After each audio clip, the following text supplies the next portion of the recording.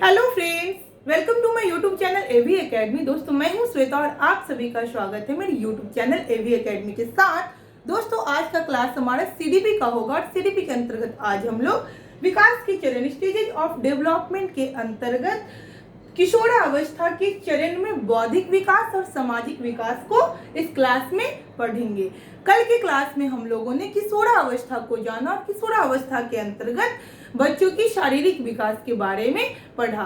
तो जिन लोगों ने पिछले क्लास को नहीं किया है उसके लिए मैं डिस्क्रिप्शन बॉक्स में लिंक को डाल दूंगी, वहां से जाकर के आप क्लास को कर सकते हैं। तो चलिए आज के क्लास को शुरू करते हैं। किशोरावस्था के चरण में बौद्धिक विकास के अंतर्गत बच्चों की जो समझ का विकास, यानी कि बच्चों में समझ का विकास बढ़ जाता है। किशोरावस्था अधिकतम वृद्धि और बौद्धिक विकास की अवधि होती है, यानी कि किशोरावस्था के अंतर्गत बच्चों में अधिकतम वृद्धि देखने को मिलती है और बच्चों की जो बौद्धिक विकास है वो भी अधिक देखने को मिलता है। इस अवधि के दौरान बौद्धिकता अपने चरमोत्कर्ष पर पहुंच जाती है, यानी कि बच्चों की जो बौद्धिकता है बहुत ऊंचाई पर पहुंच जाती है। इस काल के अंत तक बौद्धिक शक्तियां, यानी कि इस काल के यानी कि किशोरावस्था के अंत तक बौद्धिक शक्तियां जो अधिक देखने को मिलती है बच्चों में। जीवन तार्किक चिंतन, यानी कि बच्चों में जीवन के प्रति तार्किक चिंतन, यानी कि बच्चे में तर्क वितर्क करने की चिंतन शक्ति बढ़ जाती है। अमूर्त तर्क शक्ति, यानी कि अमूर्त तर्क शक्ति, अमूर्त का मतलब हो गया यहाँ पर जो दिख नहीं रहा हो, जो प्रत्यक्ष रूप से नहीं दिख रहा हो, उसके बारे में भी बच्चे क्या कहते हैं, तर्क शक्ति करते हैं, उसके बारे में भी तर्क वितर्क करना शुरू कर देते हैं जो प्रत्यक्ष रूप से ना दिख रहा हो। तो अमूर्त तर्क शक्ति एवं एकाग्रता का लगभग विकास हो चुका होता है, यानी कि एकाग्रता, यानी कि बच्चों में ध्यान केंद्रित करने की प्रवृत्ति भी लगभग विकसित हो चुकी होती है किशोरावस्था के अंत तक आते आते। नेक्स्ट पॉइंट है हमारा ध्यान अवधि में वृद्धि। बच्चों की ध्यान अवधि, यानी कि किशोरावस्था के बालकों में ध्यान अवधि में वृद्धि देखने को मिलती है। किशोर अधिक समय तक एक चीज को ध्यान में रख सकते हैं, यानी कि लंबे समय तक किसी चीज को ध्यान में रख सकते हैं किशोरावस्था का बालक। एकाग्रता और स्मृति शक्ति भी बढ़ जाती है, यानी कि एकाग्रता, ध्यान केंद्रित करने की प्रवृत्ति, और स्मृति शक्ति यानी कि याद करने की शक्ति भी बढ़ जाती है बच्चों में किशोरावस्था के अंतर्गत। चलिए नेक्स्ट पॉइंट को देखते हैं, कल्पना शक्ति का विकास।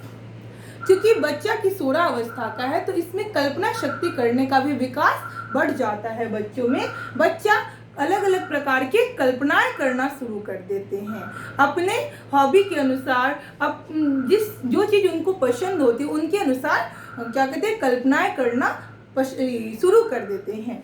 तो चलिए जानते हैं इसको। इस बालक इस काल में अपने भविष्य के बारे में सोचता है, यानी कि किशोरावस्था का बालक है तो यह किशोरावस्था के अंत तक आते आते अपने भविष्य के बारे में सोचना शुरू कर देते हैं।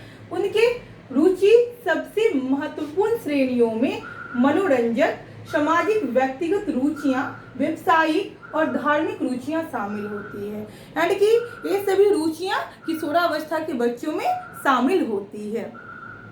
तो किशोरावस्था के बच्चों में कल्पना शक्ति जो होती है जो अधिक देखने को मिलती है। बच्चे कल्पनाएं करना शुरू कर देते हैं और अपने भविष्य के बारे में सोचना शुरू कर देते हैं, यानी कि कुछ बच्चे जो भविष्य के बारे में सोचकर अपनी रुचि के अनुसार कल्पनाएं शुरू कर देते हैं, उसके अनुसार अपने भविष्य को बनाने की कल्पना करने लगते हैं। तो इस प्रकार की कल्पनाएं भी देखने को मिलती है और अलग अलग प्रकार की कल्पनाएं भी बच्चे किशोरावस्था में करने लगते हैं। चलिए, तो बच्चों में कल्पना शक्ति का विकास बढ़ जाता है। नेक्स्ट पॉइंट है हमारा आदर्श उपासना। अब बच्चों में किशोरावस्था का बालक है तो इसमें आदर्श उपासना, यानी कि बच्चा जो किसी को अपना आदर्श मान लेता है, किसी को अपना आदर्श मान के उसके व्यक्तित्व को अपने आप पे उतारना शुरू करता है, अपने आप को उसके व्यक्तित्व में अपने आप को ढालना शुरू कर देता है। इसीलिए कहा जाता है कि किशोरावस्था के बच्चों में आदर्श उपासना अधिक देखने को मिलती है। किशोर अपने आदर्श पुरुष या महिला की उपासना करना शुरू कर देते हैं। यानी कि कोई भी किशोर हो, कोई एक बालक, कोई भी बालक हो जो किसी महिला या किसी पुरुष को अपना आइडियल मान लेते हैं, अपना आदर्श मान करके उनके अनुकूल, उनके जैसा बनने के बारे में सोचने लगते हैं, कल्पना करने लगते हैं, उनको अपना आदर्श मान के उनके व्यक्तित्व को अपने ऊपर उतारना शुरू करते हैं। जैसे कि हर एक बच्चों में अलग अलग चीज़ों, अलग अलग लोगों के से प्रभावित होते हैं, अलग अलग कैरेक्टर को अपने अंदर देखने को पसंद करते हैं। जैसे कुछ बच्चों में, कुछ बच्चे जो क्रिकेटर को देख के खुद को क्रिकेटर बनने के बारे में सोचने लगते हैं, सोचते हैं कि मैं उनके जैसा बन जाऊं। तो कुछ लोग हैं जो अपने टीचर से प्रभावित होकर टीचर बनने, एक अच्छे टीचर बनने के बारे में सोचते हैं। कुछ लोग हैं जो एक्टर एक्ट्रेस के बारे को देखकर खुद को, अपने आप को हीरो हीरोइन मानना शुरू कर देते हैं और उस तरीके से अपने आप को, मतलब उनके व्यक्तित्व को अपने ऊपर उतारने की कोशिश करते हैं। तो बच्चों में अनुकरण करने की भी शक्ति बढ़ जाती है और बच्चे आदर्श गुण यानी कि आदर्श उपासना करना शुरू कर देते हैं। तो हम लोगों ने किशोरावस्था के अंतर्गत बौद्धिक विकास को पढ़ लिया। अब हम लोग सामाजिक विकास को देखते हैं। सामाजिक विकास के अंतर्गत सामाजिक जागृति, बच्चों में जो सामाजिक जागृति भी बढ़ जाती है, सामाजिक जागृति बच्चों में बढ़ती है। किशोर यह चाहता है कि उनके माता पिता, शिक्षक और मित्र उनकी प्रशंसा करें। किशोर चाहता है कि उनके माता पिता, उनके संबंधी, उनके दोस्तों सभी उनकी प्रशंसा करें।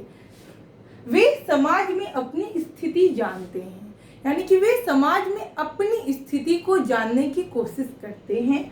वे अपने व्यवहार के विभिन्न तरीकों की सामाजिक स्वीकृति चाहते हैं। यानी कि बच्चा अगर कुछ कर रहा है तो उसको सामाजिक स्वीकृति चाहता है, समाज की तरफ से वाहवाही चाहता है, अपनी प्रशंसा को चाहता है।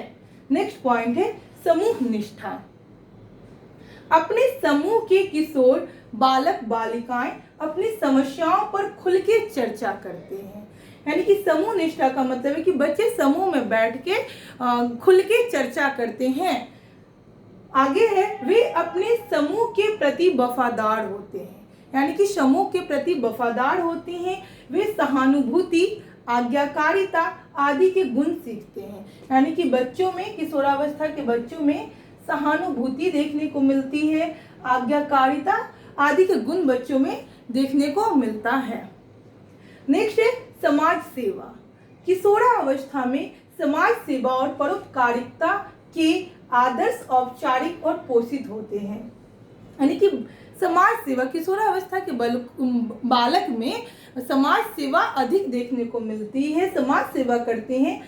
नेक्स्ट आगे देखते हैं सर्वाधिक समारोहों, मेलों और त्योहारों में समाज सेवा किशोरों के लिए एक जुनून बन जाती है।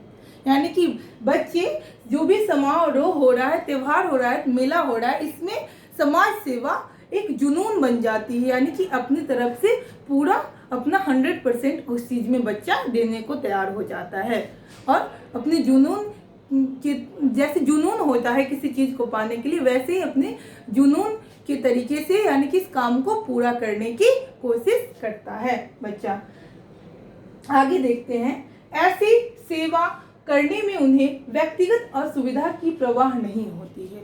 यानी कि बच्चा जब समाज सेवा करता है, पूरे जुनून से समाज सेवा कर रहा होता है, तो वह व्यक्तिगत असुविधा के बारे में नहीं सोचता, खुद के बारे में नहीं सोचता कि मेरा क्या होगा क्या नहीं होगा। इस असुविधा, किसी भी प्रकार की व्यक्तिगत असुविधा के बारे में नहीं सोचकर वह केवल और केवल समाज सेवा के बारे में सोचता और समाज सेवा करता है। तो इस तरीके से हम लोग सामाजिक विकास को भी जान लिया। तो आज की क्लास में हम लोगों ने किशोरावस्था के अंतर्गत बौद्धिक विकास और सामाजिक विकास को अच्छे से जान लिया। तो आप लोग स्क्रीनशॉट ले सकते हैं, ले लिए होंगे। तो इस तरीके से आप अगले क्लास में अब हम लोग किशोरावस्था में जो किशोरावस्था की विशेषताएं को पढ़ेंगे। तो इस तरीके से हम लोग आज किशोरावस्था के विकास के चरण को कंप्लीट किया, जिसमें बौद्धिक विकास और सामाजिक विकास को पढ़ा। तो मैं उम्मीद करती हूँ कि मेरा क्लास आप लोग को पसंद आ रहा होगा। Thanks for